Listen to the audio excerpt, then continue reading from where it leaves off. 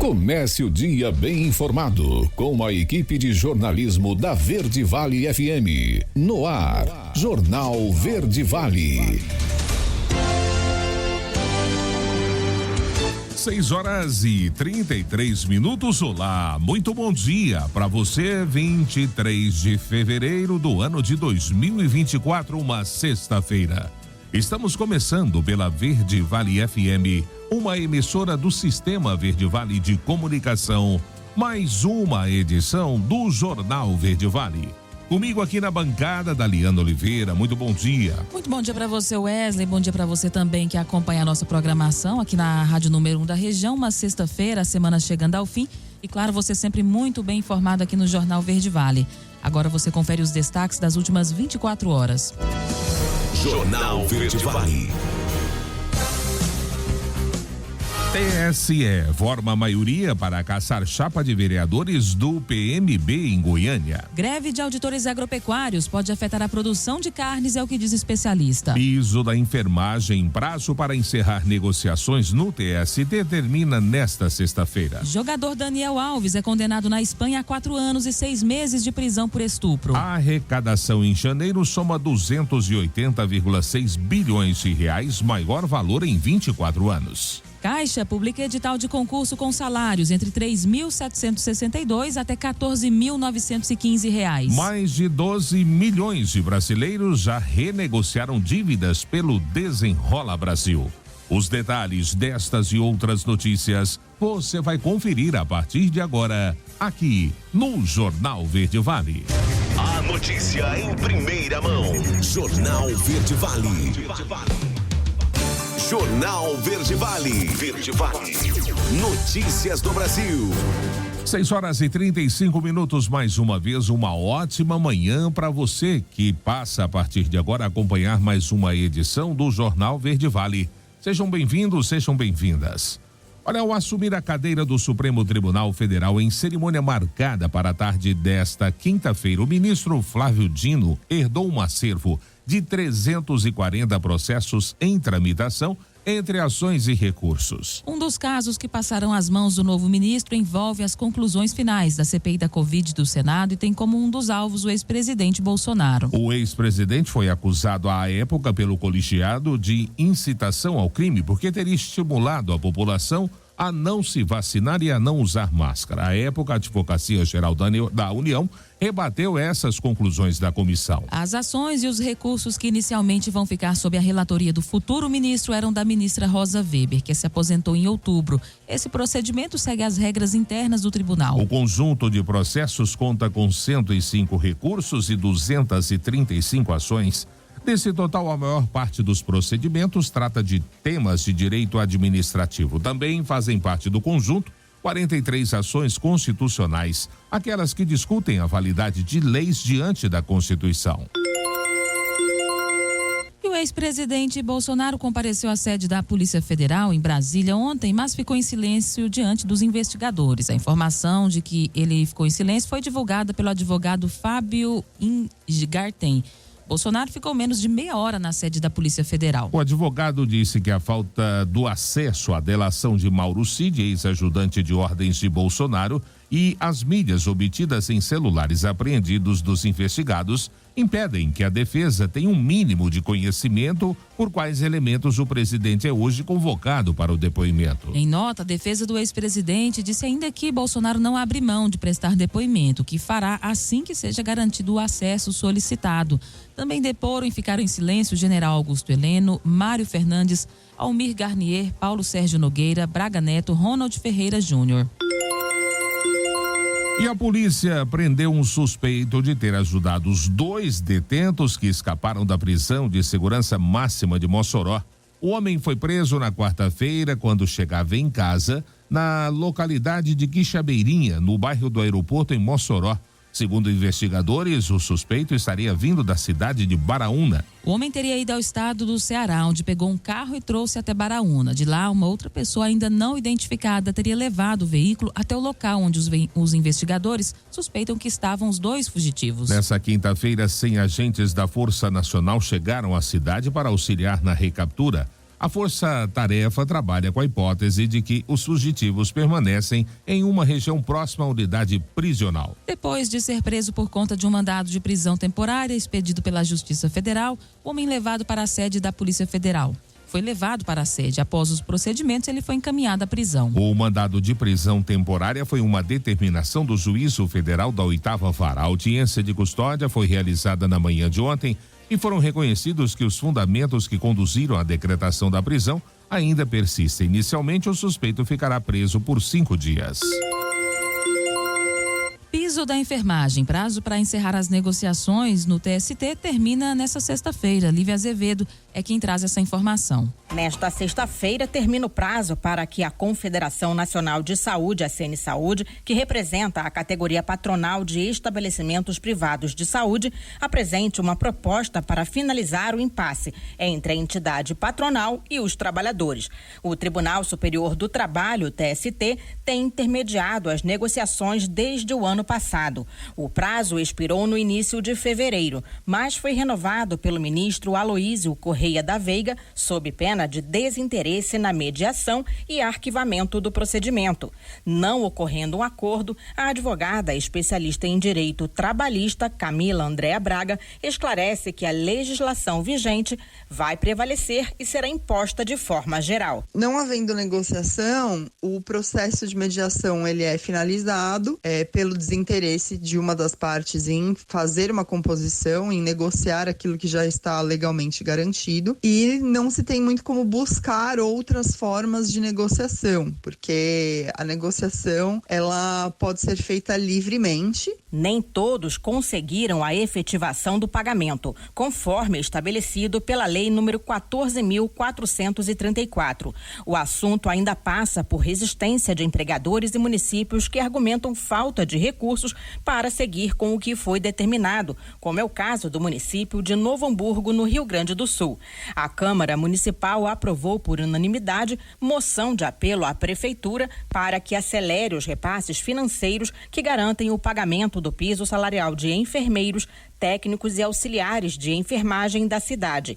Segundo o autor Enio Brizola, do PT, a moção foi motivada por vários pedidos dos trabalhadores. Ele diz que os valores enviados pela União estão permanecendo por 30 dias no Fundo Municipal de Saúde, antes de serem direcionados aos prestadores de serviços do SUS. Do repasse do governo federal que tem acontecido sempre até o dia 22, tem levado mais um mês praticamente para acontecer o repasse para os empregadores e estes depois mais 5 dias então para repassarem aos trabalhadores da enfermagem. Esse dinheiro ele tem ficado aplicado e esse rendimento ele fica no fundo, ele não é repassado junto para os trabalhadores. Então entendemos que os municípios, que os fundos não podem ficar se capitalizando com o recurso dos trabalhadores, mesmo que haja assim uma previsão na portaria. Para a técnica de enfermagem Patrícia Monteiro Vieira Almeida,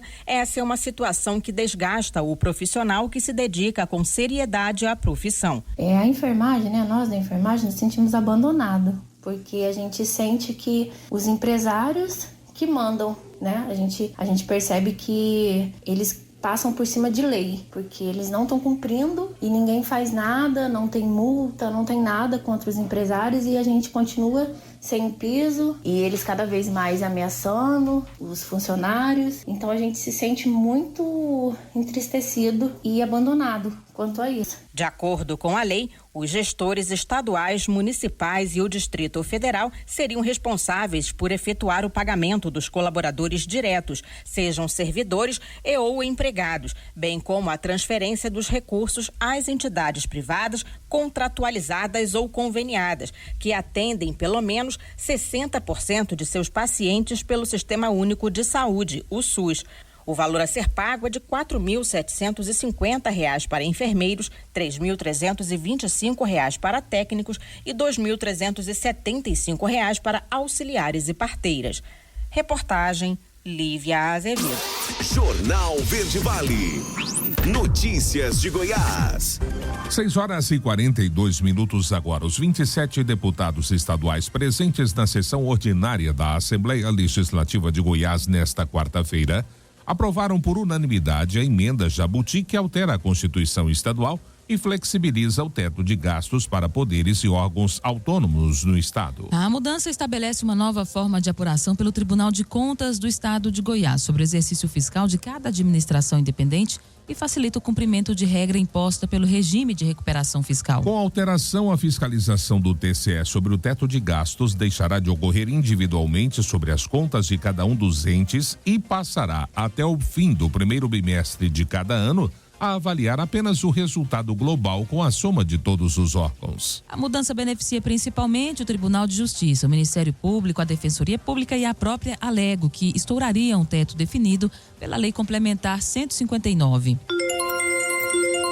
Alvo de uma ação da Polícia Civil há quase 2 semanas, o ex-prefeito de Trindade, Jânio Darro, do MDB, não entregou os pontos da pré-campanha e promete intensificar a agenda a partir de agora. Nessa quinta-feira, ele teve encontros com assessores do governador Ronaldo Caiado. A conversa, que não teve a pauta revelada, girou em torno do planejamento para disputar as eleições da Prefeitura de Goiânia. Paralelo a isso, a base caiadista passou a considerar outras opções para o projeto. Tanto nos bastidores como nas entrevistas que concedeu após a operação, Darro tem reforçado a sua confiança de que a defesa irá elucidar todas as dúvidas com relação à sua administração em Trindade, que teve contratos do ano de 2013 alvo de apuração por parte da Polícia Civil. Desde o começo, o empresário expôs desconfiança nas supostas irregularidades virem à tona 11 anos depois, no contexto político de construção da candidatura. No Palácio das Esmeraldas, a pré-candidatura também perdeu força e ponto com o governador Ronaldo Caiado, que cogita trazer à baila o nome do ex-presidente da Assembleia Legislativa do Estado de Goiás, José Witt. Para completar, o nome de Ana Paula Rezende, filha do ex-prefeito e ex-governador de Goiás, Iris Rezende Machado, também voltou a ser sondado. Operadores políticos ligados ao governador Ronaldo Caiado e ao MDB passaram a fazer consultas à advogada. Ela era o plano A da base caiadista até o 2º semestre do ano passado, mas anunciou a desistência do projeto.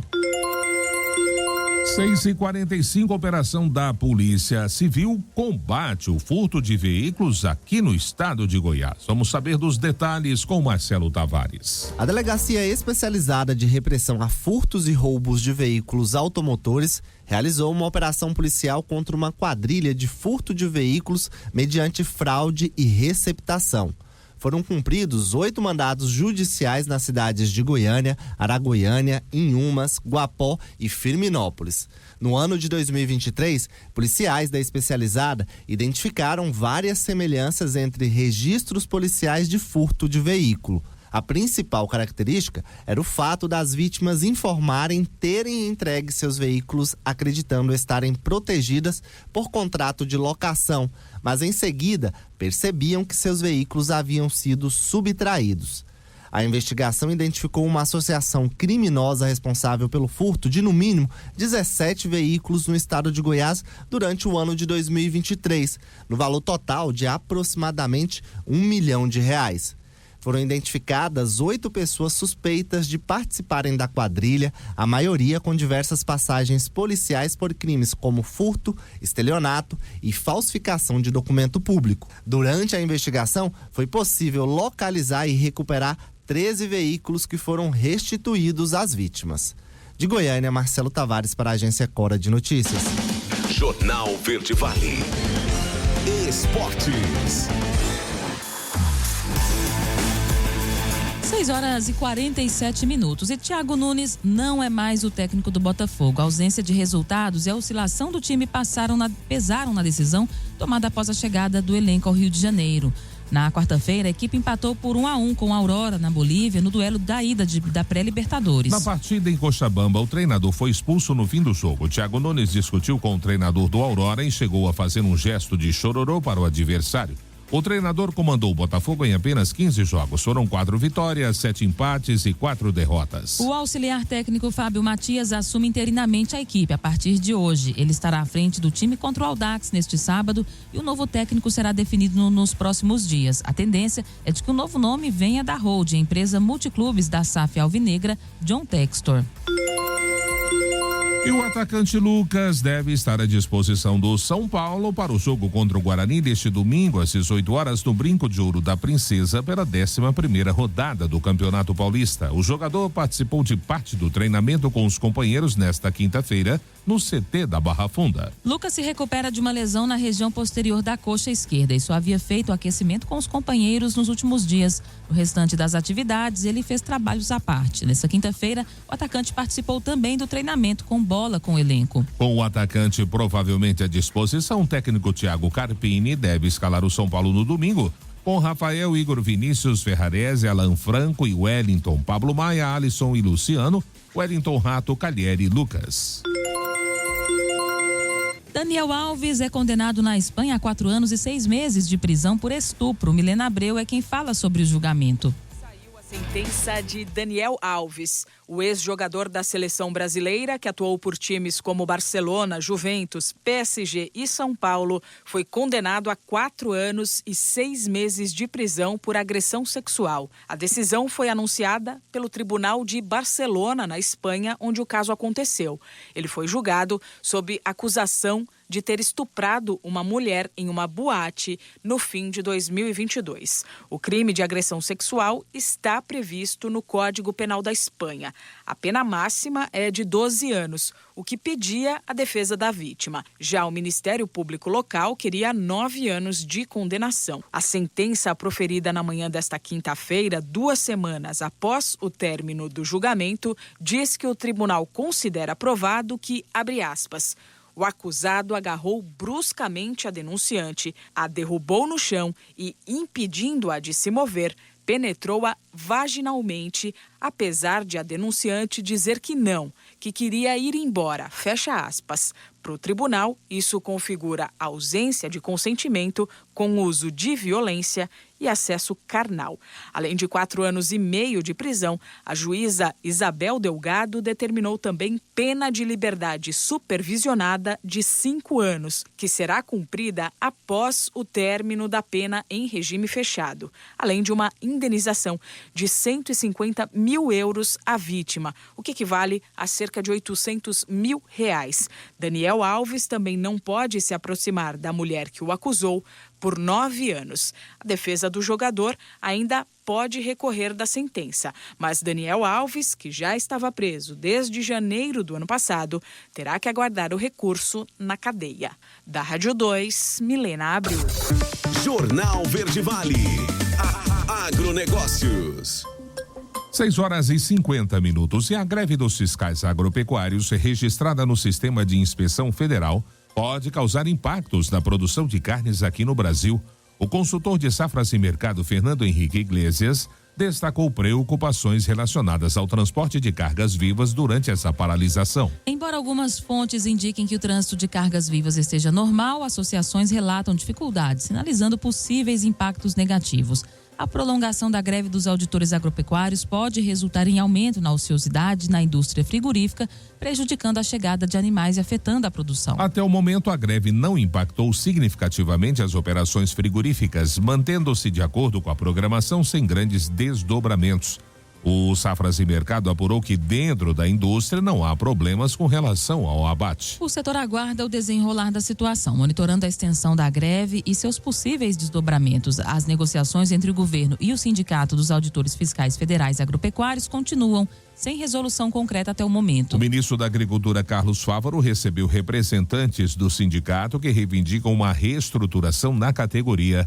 Ainda é incerto como a greve impactará a cadeia de produção de carnes e se haverá consequências mais sérias nos próximos dias. A notícia em primeira mão. Jornal Verde Vale. Jornal Verde Vale. Verde Vale. Notícias do Brasil. 7h06 agora, já de volta com o segundo bloco do Jornal Verde Vale dessa sexta-feira.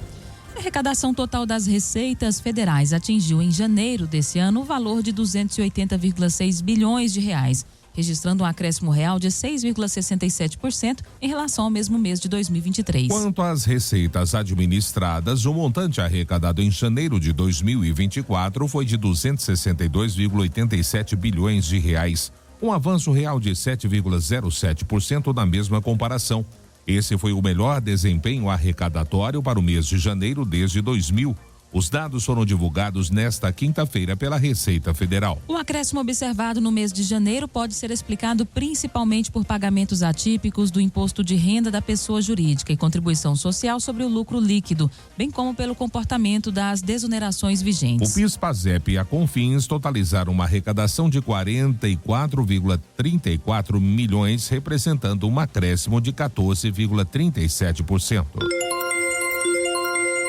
A Caixa Econômica Federal divulgou ontem os editais para o concurso público da instituição, com oferta de mais de 4.000 vagas imediatas para novos empregados. As oportunidades vão ser divididas em 2.000 para técnico bancário de carreira recorrente e outras 2.000 para a área de tecnologia. No primeiro edital, são 2.000 oportunidades para o cargo geral de técnico bancário novo, sendo 1.600 vagas imediatas e outras 400 para o cadastro de reserva.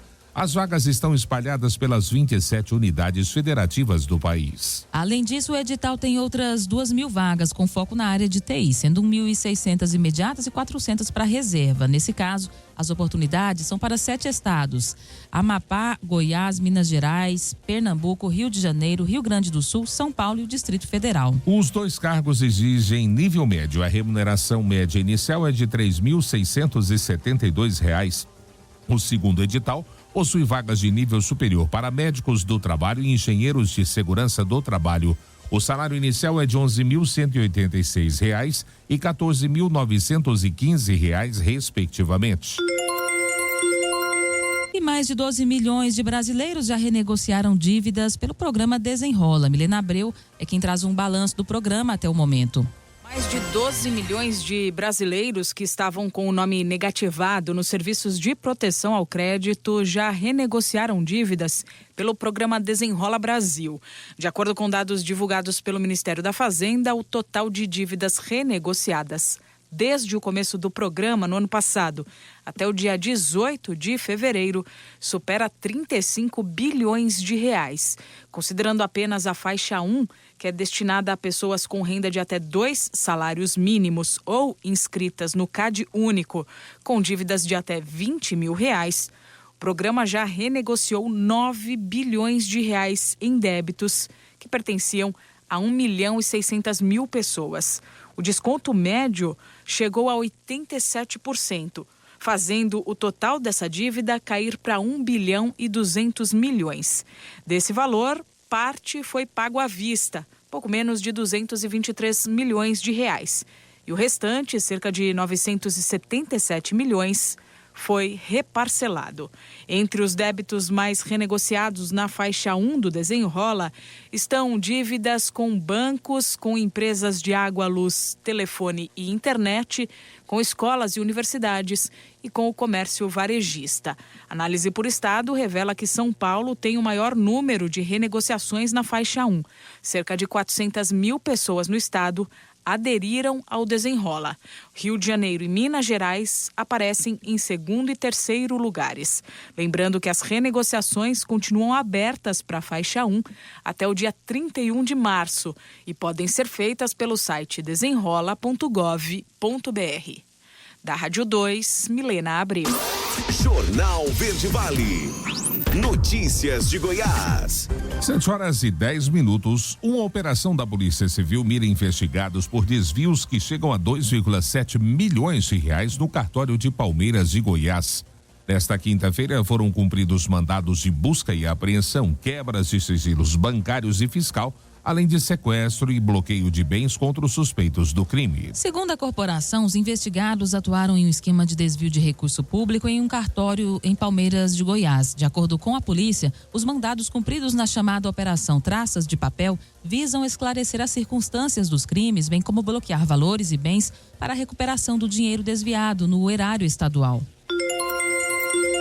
E o Tribunal Superior Eleitoral formou maioria nesta quinta-feira para cassar a chapa de vereador do Partido da Mulher Brasileira em Goiânia. O julgamento tem relação com a eleição de 2020. Segundo a ação, trata-se de fraude nas cotas de gênero das eleições de 2020. Essa é a etapa final da análise que termina ainda hoje. Votaram pela cassação presidente do TSE, ministro Alexandre de Moraes, Nunes Marques, Raul Araújo e Ramos Tavares. Ainda faltam Carmen Lúcia, Isabel Galotti, Floriano de Azevedo Marques. A decisão impacta os vereadores Edgar Duarte, pastor Wilson. O vereador Edgar disse que vai esperar o julgamento terminar para se posicionar. Já o pastor Wilson informou que não pretende recorrer. E o governo federal liberou recursos para combate à dengue aqui no estado de Goiás. A Agatha Couto é quem traz os detalhes dessa informação. O Ministério da Saúde fará ainda esta semana o repasse da primeira parcela dos recursos destinados ao combate à epidemia de dengue em Goiás. O anúncio foi feito pela ministra Nízia Trindade durante reunião com o secretário estadual de Saúde, Razível Santos. No total, serão repassados ao estado 18 milhões, divididos em 3 parcelas. Os recursos serão utilizados para intensificar as ações definidas pelo Gabinete de Combate às Arboviroses do Estado, como manejo ambiental, assistência à saúde e regulação de leitos. O objetivo é reduzir complicações evitáveis e óbitos pela doença transmitida pelo Aedes aegypti. No encontro, a ministra adiantou ao secretário que a União vai garantir 55 milhões para o custeio anual do Hospital Estadual de Águas Lindas. A unidade, que terá 170 leitos voltado à assistência materno-infantil, será entregue ainda este ano. Nízia Trindade se comprometeu também a analisar a recompensação do limite financeiro de média e alta complexidade do Estado. Do total, Goiás já recebeu 150 milhões. Restam a receber mais 350 milhões pelos recursos já investidos nessa área. De Goiânia, Agatha Couto, da agência Cora de Notícias. Jornal Verde Vale. Esportes. 7h13 e o Atlético Mineiro renovou o contrato com o atacante Hulk. O novo vínculo vai até 2026. O compromisso anterior terminava no fim deste ano. Cláusulas previam a prorrogação do compromisso. Hulk, de 37 anos, está no Atlético desde 2021. O contrato inicial terminaria em 2022, mas foi acertada a renovação até o fim da atual temporada. A história marcante de Hulk no Atlético começou logo no primeiro ano do clube. Superou uma situação desconfortável com início com o então técnico Cuca e virou símbolo de um período de conquistas. No ano passado, Hulk marcou 30 gols, deu 14 assistências. Tudo isso em 59 jogos disputados, ou seja, 44 participações diretas em gol, uma média de 0,74 por jogo. Ao todo, tem 99 gols, 34 assistências em 178 partidas disputadas com a camisa alvinegra. Conquistou o Campeonato Brasileiro em 2021, a Copa do Brasil no mesmo ano e a Supercopa do Brasil em 2022, além de 3 campeonatos mineiros, 21, 22 e 23. E apesar do breve susto causado por uma tampa de bueiro solta que danificou o assoalho do carro de Charles Leclerc na manhã de ontem, a Ferrari liderou a segunda manhã de testes da pré-temporada da Fórmula 1 2024 com Monegasco e pela tarde teve Carlos Sainz na ponta da classificação geral. Tendo 1 minuto 29 segundos 921 milésimos como a sua melhor volta, o espanhol superou Sérgio Pérez e Lewis Hamilton. De acordo com a equipe, o dano causado no assoalho do SF24 foi em uma porção pequena de peça que foi completamente trocada para a sessão da tarde do dia 2 de testes. Sérgio Pérez, da RBR, e Lewis Hamilton, da Mercedes, foram os únicos estreantes do dia, já que os seus outros rivais deram as primeiras voltas nos carros novos no dia 1. Nessa quarta-feira, a dupla direcionou o dia para verificar o ritmo de corrida dos seus carros. A Fórmula 1 retorna no dia 2 de março em 2024 com o GP do Bahrein, primeira de 24 etapas na maior temporada da história da categoria. Jornal Verde Vale. Agronegócios. 7h16. Os preços da arroba do boi gordo voltaram a cair nas principais praças de produção e comercialização do país nesta quinta-feira. Segundo o analista de consultoria Safras e Mercado, Fernando Henrique Iglesias, O cenário é complicado diante da queda dos preços da carne no atacado, em meio a uma reposição mais lenta entre o atacado e o varejo durante a segunda quinzena do mês. No centro-norte do país, a oferta de carne bovina está crescendo significativamente, com a participação das fêmeas no abate voltando a ser relevante. Vamos aos preços da arroba do boi no fechamento desta quinta-feira no mercado. São Paulo, R$ 237,00. Em Goiânia, R$ 218,00. Em Uberaba, Minas Gerais, R$ 237,00. Já em Dourados, Mato Grosso do Sul, R$ 221,00. Em Cuiabá, Mato Grosso, R$ 209,00. O mercado atacadista apresenta preços em queda. O ambiente de negócio sugere a continuidade desse movimento no curto prazo, em linha com uma reposição mais lenta entre atacado e varejo. Soma-se a isso a queda dos preços das proteínas concorrentes, o que aumenta o direcionamento de parcela da população com menor renda para proteínas mais acessíveis, como o frango, o ovo e os embutidos. Jornal Verde Vale. Verde Vale. Notícias do Brasil.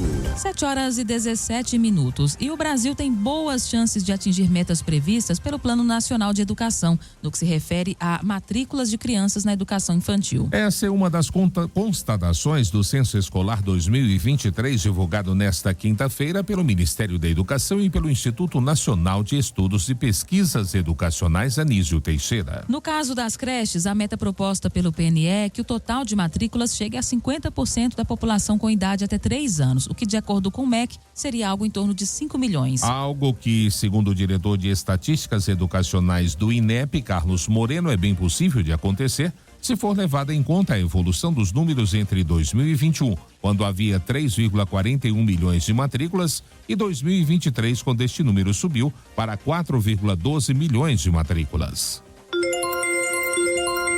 E a dengue continua avançando. O Brasil ultrapassou 740 mil casos prováveis da doença. Segundo o Ministério da Saúde, o país já registrou 151 mortes pela doença.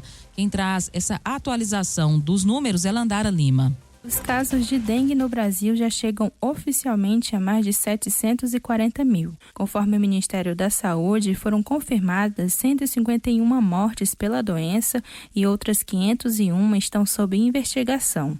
Em meio à alta de casos, a distribuição da vacina contra a dengue avança no país. Uma nova remessa com mais de 523 mil doses da vacina contra a dengue começou a ser distribuída pelos estados selecionados pelo Ministério da Saúde na quinta-feira, dia 22. A entrega contemplou os estados de Minas Gerais, Espírito Santo, Paraná, Santa Catarina, Roraima e Rio de Janeiro. Para a infectologista Joana Dark Gonçalves, a vacina representa uma nova fase no combate à dengue, mas o controle do vírus continua dependendo de uma série de ações. A vacina é uma ferramenta a mais. A Qdenga, ela tem uma eficácia geral em torno de 80% e reduz a hospitalização. Ela vai te dar uma proteção após a primeira dose, depois de 30 dias. Mas essa eficácia, ela vai ser completa após as 2 doses, com intervalo de 3 meses. Então, a vacina, ela é uma estratégia nesse momento, mas ela vai ser melhor ainda lá na frente, para aquelas pessoas que estão imunizando agora, para ter uma proteção duradoura no futuro. Nesse momento, a gente precisa juntar as ações. 9 unidades da Federação já iniciaram a vacinação.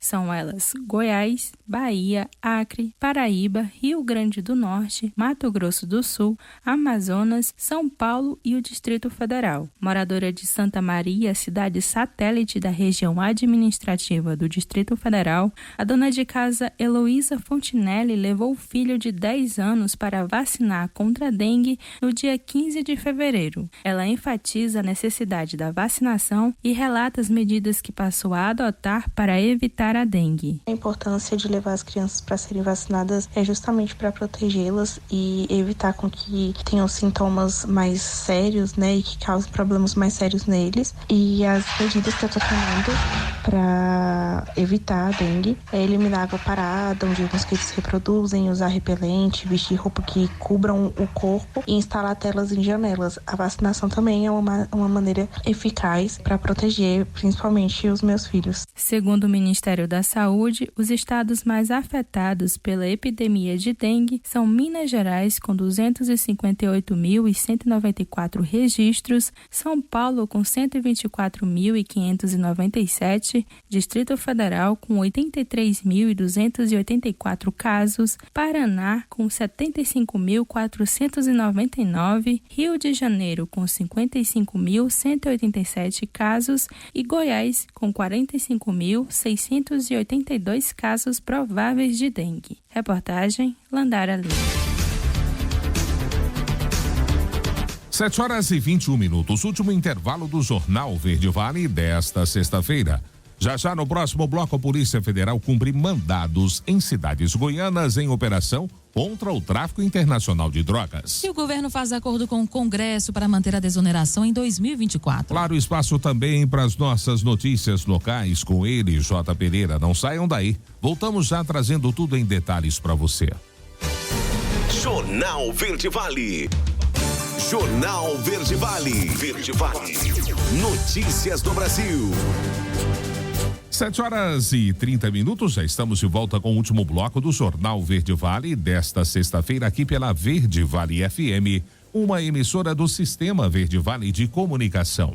Olha, instalada pelo Senado Federal em setembro do ano passado para atualizar o texto do Código Civil, a comissão de juristas formada por 34 autoridades do país vai se reunir no dia 26 de fevereiro em Brasília, às 10 da manhã, para apresentar o anteprojeto da norma.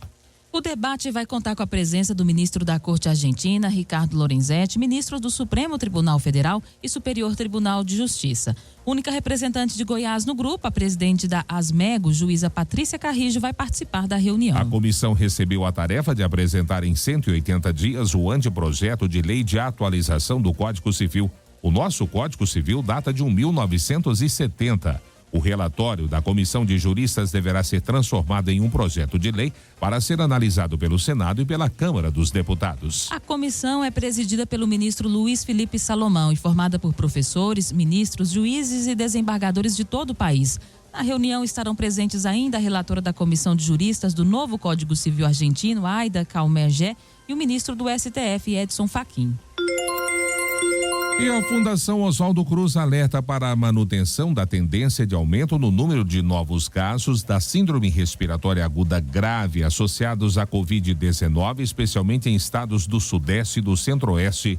É o que mostra o boletim Infogripe divulgado nesta quinta-feira. A região norte, por sua vez, mantém a tendência de interrupção de casos. Referente à semana epidemiológica, 7 de 11 a 17 de fevereiro, a análise tem como base os dados inseridos no Sistema de Informação de Vigilância Epidemiológica da Gripe até o dia 19 de fevereiro. Em boa parte dos estados da região Sudeste e Centro-Oeste, há uma situação de retomada do crescimento semanal das internações pela doença. Além dele, Santa Catarina também apresenta um leve sinal na mesma direção. Nessa atualização, também foi identificada a volta da presença de casos positivos para o vírus da influenza A, o vírus da gripe, igualmente concentrados nos estados do Centro-Sul, em especial nas regiões Sudeste e Sul. No entanto, os casos ainda são significativamente inferiores aos da Covid-19. 7h32, o governo faz acordo com o Congresso para manter a desoneração neste ano de 2024. Os detalhes com Yuri Hudson. O presidente do Senado, Rodrigo Pacheco, afirmou que conseguiu com o governo um acordo para manter a desoneração da folha de pagamento ainda neste ano. Esse acordo ocorre após uma reunião de Pacheco com o ministro da Fazenda, Fernando Haddad. Essa desoneração será mantida para 17 setores da economia que foram aprovados pelo Congresso Nacional ainda no ano passado e vetado pelo governo federal. Em 2023, deputados e senadores decidiram prorrogar a desoneração da folha até 2027. Diante do impasse e da possível derrubada da medida provisória, o governo cedeu. Segundo Pacheco, uma das propostas que será enviada ao Congresso Nacional prevê a cobrança escalonada a partir do ano que vem. E em breve o governo deve anunciar a medida tomada para poder retirar da medida provisória o estabelecimento dessas alterações da desoneração da folha de pagamento. E aí, eventualmente, o governo pode propor alterações, mas o fará por projeto de lei sem eficácia imediata. Portanto, a medida provisória 1202 não terá tramitação da desoneração da folha de pagamento. Isso, portanto, serve aos 17 setores no sentido de suas programações, de suas previsões, no sentido de que a desoneração da folha dos 17 setores está mantida, assim será, e eventuais alterações serão então amadurecidas através de projeto de lei e não por medida provisória. Enquanto Pacheco anunciou um acordo para a desoneração, outras duas questões seguem sem resolução. Uma delas é o PERSE, o Programa Emergencial de Retomada do Setor de Eventos, criado ainda durante a pandemia. O governo federal decidiu suspender a proposta, que também havia sido aprovada para ter efeitos prorrogados pelo Congresso Nacional.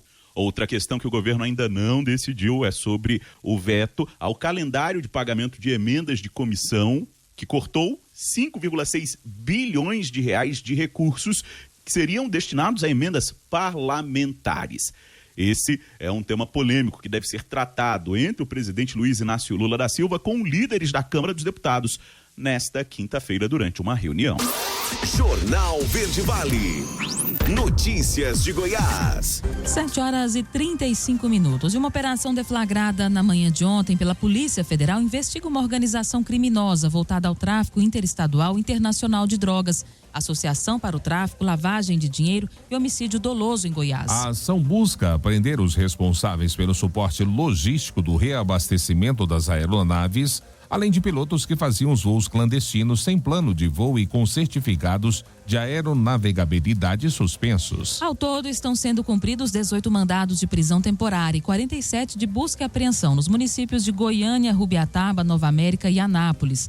Além disso, cidades de outros estados, como Minas Gerais, São Paulo, Roraima e Rio de Janeiro, também estão na mira da Polícia Federal. Conforme as investigações, uma organização criminosa se dedicou à prática do crime de tráfico de drogas interestadual e internacional, utilizando helicópteros como ponto de logísticas nas cidades de Paraguaçu Paulista, em São Paulo, e Anicuns, aqui no interior de Goiás, para o reabastecimento de combustível, retirada e distribuição de parte da droga para chegar a outras cidades por via terrestre. De acordo com a Polícia Federal, a organização utilizava do transporte aéreo, popularmente conhecida como Rota Caipira, para transportar ilicitamente grande quantidade de drogas produzidas na Bolívia e introduzidas no Brasil pelo Paraguai.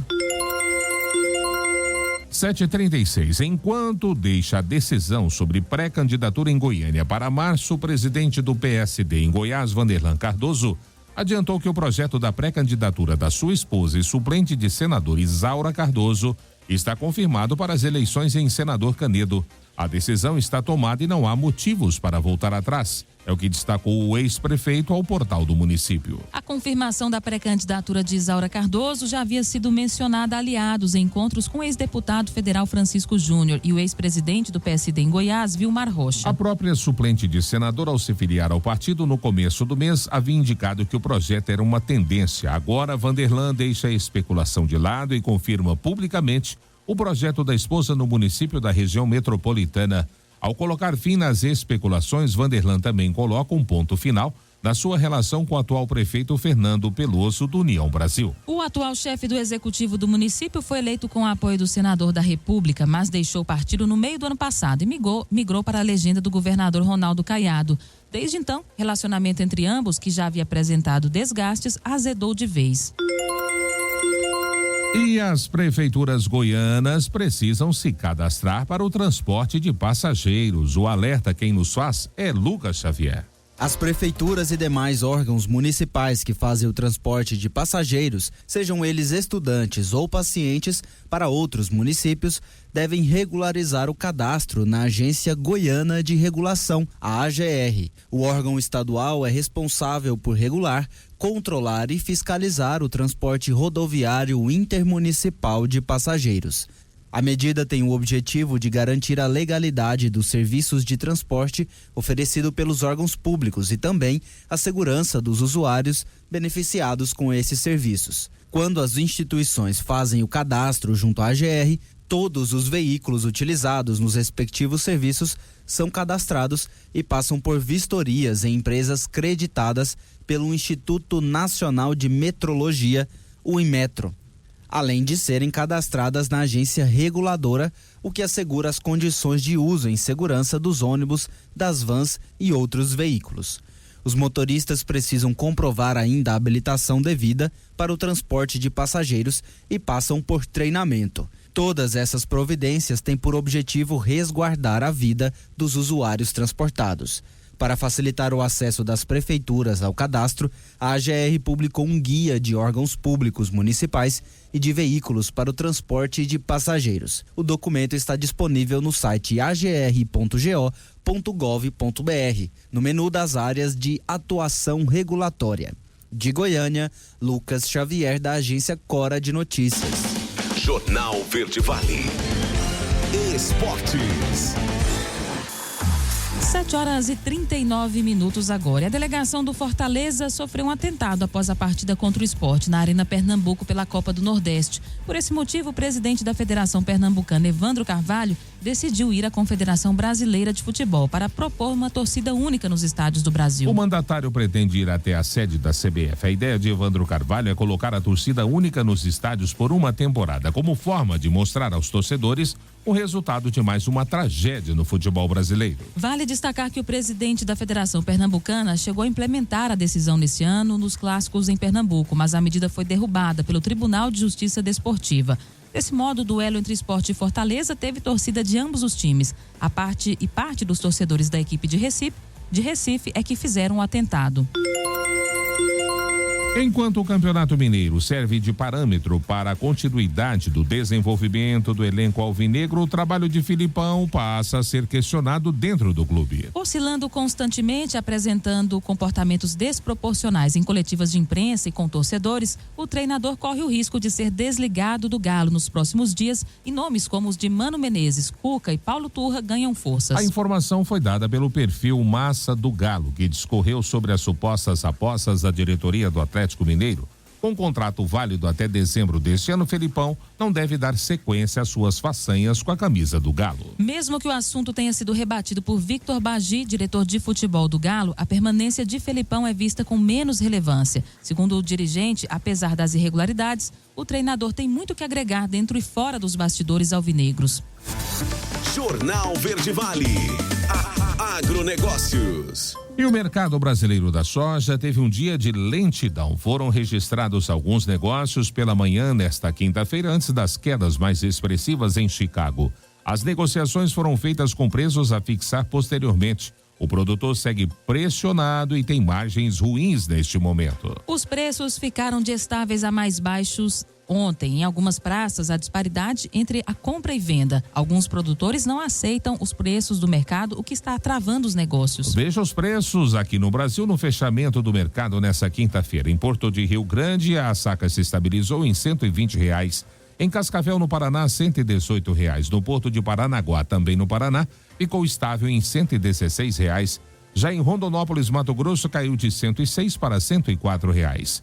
Em Dourados, Mato Grosso do Sul, diminuiu de R$104 para R$102. Em Rio Verde, Goiás, decresceu de R$102 para R$100. Os contratos futuros da soja negociados na Bolsa de Mercadorias de Chicago fecharam a quinta-feira com preços mais baixos. A previsão de clima favorável às lavouras sul-americanas voltou a causar forte pressão sobre as cotações. O sentimento é de ampla oferta global e boa parte dessa soja entrando no mercado. O Brasil, apesar de problemas climáticos, deve colher cerca de 150 milhões de toneladas. Na Argentina, o sentimento é positivo e as apostas giram em torno de uma safra de 50 milhões de toneladas. Goiás realiza estudo para comprovar a ausência do vírus da febre aftosa no estado. Os detalhes é com Marcelo Tavares. A Agência Goiana de Defesa Agropecuária, a Agrodefesa, está realizando um estudo soroepidemiológico coordenado pelo Ministério da Agricultura e Pecuária para identificação de circulação viral de febre aftosa. O levantamento é realizado em Goiás e mais 14 unidades federativas de forma simultânea para levar à Organização Mundial de Saúde Animal o reconhecimento internacional dos estados que compõem o bloco como zona livre de febre aftosa sem vacinação. Além de Goiás, também compõem o estudo animais de Mato Grosso, Mato Grosso do Sul, Distrito Federal, Tocantins, Espírito Santo, São Paulo, Minas Gerais, Rio de Janeiro, Bahia, Sergipe, Maranhão, Pará, Amapá e Roraima. Em Goiás, a expectativa é de que sejam avaliadas cerca de 2.800 amostras de animais de 123 propriedades rurais selecionadas de forma aleatória, distribuídas em 102 municípios em todas as regiões do estado. A execução do estudo é condição obrigatória para os estados que farão parte do pleito do Ministério da Agricultura junto à Organização Mundial de Saúde Animal, solicitando o reconhecimento de zona livre de febre aftosa sem vacinação. A intenção é comprovar que não há vírus circulante nesses estados. A partir do reconhecimento previsto para 2025, os estados ficam aptos a exportar para países que exigem a certificação para comercialização. De Goiânia, Marcelo Tavares para a Agência Cora de Notícias.